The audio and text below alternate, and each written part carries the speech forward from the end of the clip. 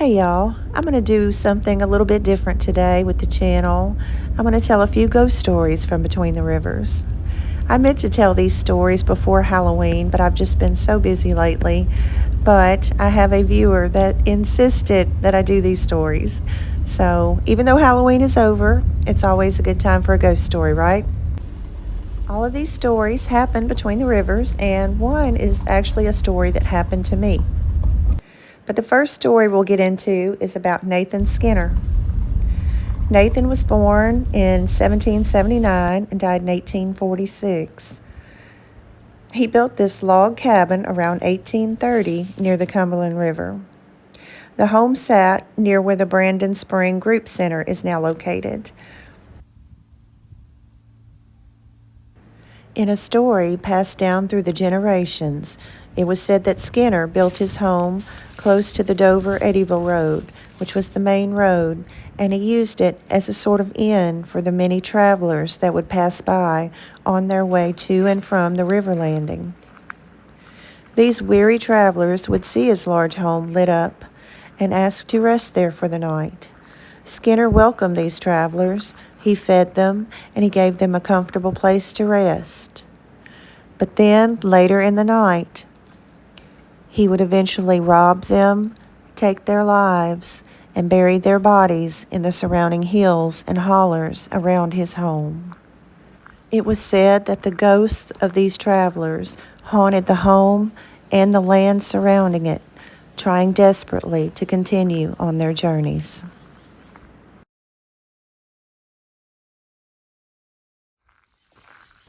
The next story involves the old Boyd house. It was built around 1810 in the former Blue Spring community, and it was home to many families throughout the years. The Boyds lived there from the mid-1800s until the early 1900s. One of the families who lived there in the 1920s had a daughter, and she would later grow up to tell the story of living in the old Boyd house when she was a little girl. She said some people called it the old haunted house. We'd hear noises at night after we went to bed, and we'd hear people walking around upstairs when we knew there was no one up there. Also at night, we would see strange balls of light rising from the ground just outside our bedroom windows that faced the old Boyd cemetery. The cemetery was just up the hill from the house. She went on to say, and something else that was strange happened in our house. One night, my mother was sleeping and woke up when she felt someone smoothing back her long black hair. She said she got up and looked around, but no one was there. Days before, Mom's sister, my aunt, had a similar experience in another bedroom. She said her aunt was spending the night in one of the never-used bedrooms, and she said she woke up when she felt someone or something playing with her hair. She didn't stay with us again. She said it still makes my hair stand up when I think about some of the things that happened in the old Boyd house.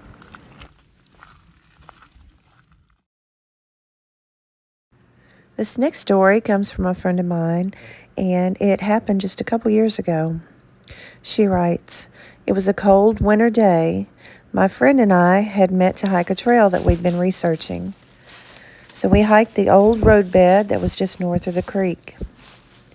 But further into the hike, we started getting an uneasy feeling, like we were being watched. But we saw nothing, and we heard nothing, so we kept going.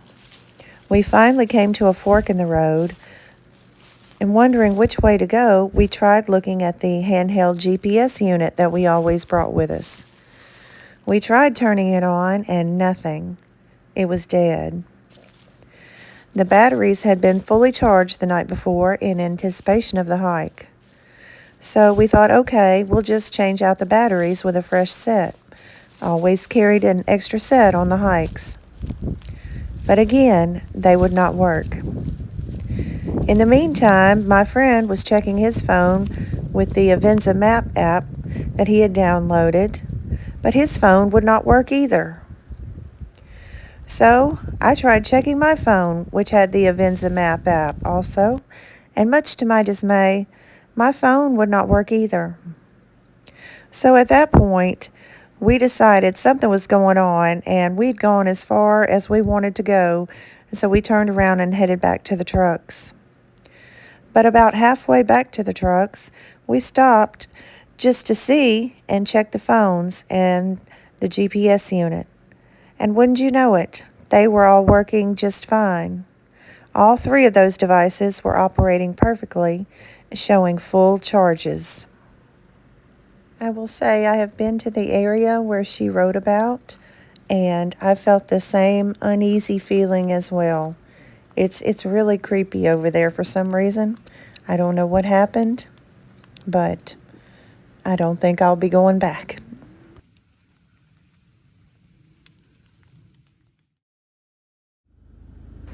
This next story comes from another friend that I know very well and believe her to be telling the truth. She writes, "It was a cold day in late November.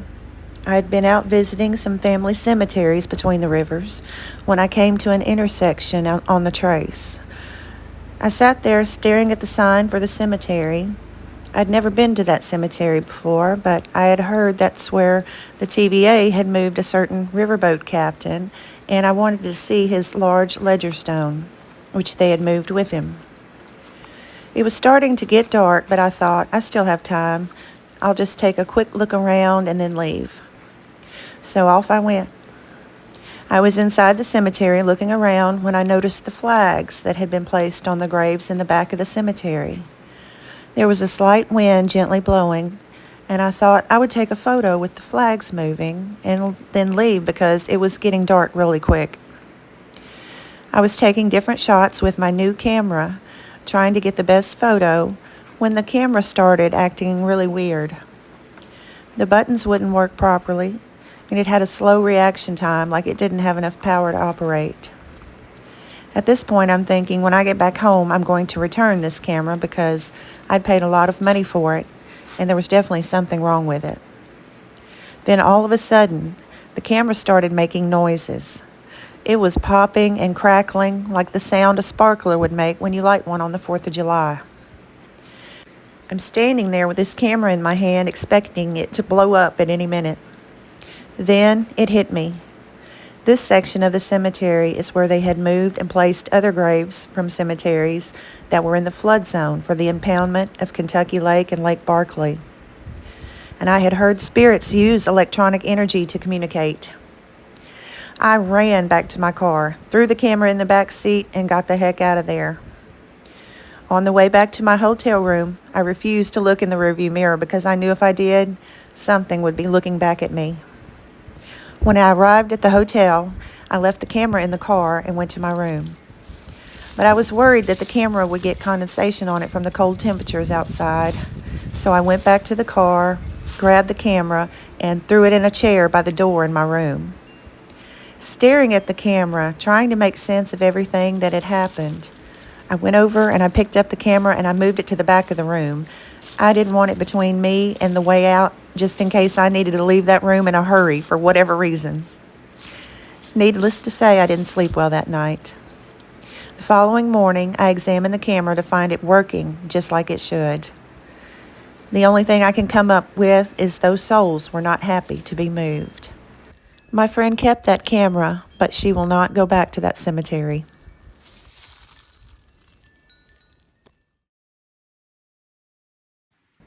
This last story comes from me. Some friends and I were out for a Jeep ride this summer, and we wanted to see where Homer Ray's garage had once been. I don't have any video footage left from that day, but if you look in my short videos, I did do one about that day, and you'll find it there. So after we found the location, we got out and looked around. We checked out the old bus that's there, and then we got ready to leave. But when we got ready to leave, the Jeep would not start. Now, they keep this Jeep in perfect condition and had not been having any problems prior to this. But it just would not start. It was backfiring.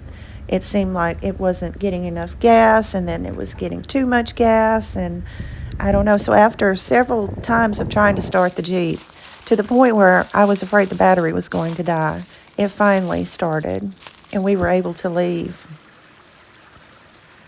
And we made a few more stops that day. We even stopped for a picnic, and no problems. The Jeep started up fine every time. So it just makes you wonder, was that Homer still tinkering with cars at his garage? I don't know, but it was really strange. And we don't have an explanation as to why this happened. Do you have any stories you'd like to share from Between the Rivers? Let me know in the comments. Also, I'd like to note the cemeteries shown in this video are not the actual cemeteries from the stories, except Nathan Skinner and the original Boyd Cemetery, and it was relocated in the 40s. As always, please continue to respect our family cemeteries while exploring Land Between the Lakes. And thanks so much for watching.